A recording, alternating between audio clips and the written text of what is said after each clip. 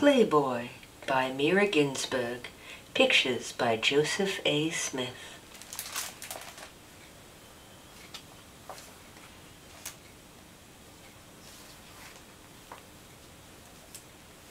In the village where I was born, there lived a long, long time ago an old man and an old woman, Grandpa and Grandma.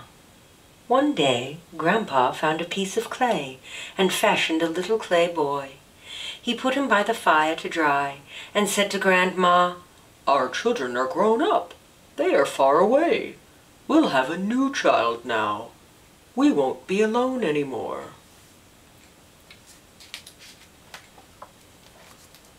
The clay boy dried out by the fire, and suddenly he moved his hands.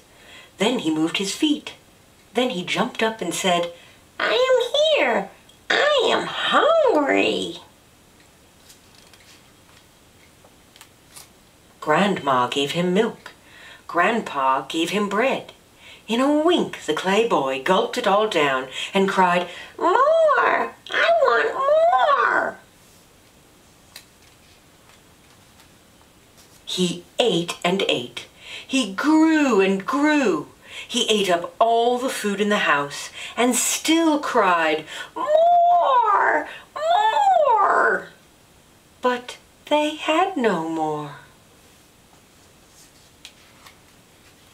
So he gulped down the chickens, and he gulped down the geese, and the cat, and the dog, and he got bigger, and bigger, and bigger.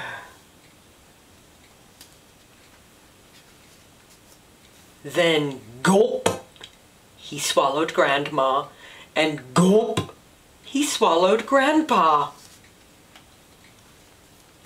Then thump, thump, thump, he went out of the house on his big clay feet, and thump, thump, thump, he went down the street. He met two women bringing water from the well. Gulp! He swallowed them, pails and all. He met a peasant with a wagon load of hay. Gulp! He swallowed the peasant and the wagon, and the horse and the hay. Thump, thump, he went, and gulp, gulp. He swallowed everyone he met, till there was nobody left in the village. And still he cried, "More! I want more!" He came into a field where a little white goat with golden eyes was grazing on a hill. "Oh!" he cried, "I found more food. I'll eat you now." The little white goat looked down at the clay boy, and he said, "I'm ready. You can eat me if you wish, but do not trouble to climb the hill. Just close your eyes and open your mouth, and I'll jump right in." So the clay boy closed his eyes and opened his mouth and waited. And the little white goat bent down his head and aimed his horns and took a great wide leap straight at the big fat belly. Crash! The clay boy broke into 100 pieces, and out tumbled Grandpa and Grandma, the chickens and the geese, the cat and the dog, and all the neighbors, and the pails and the cart, and the horse and the hay.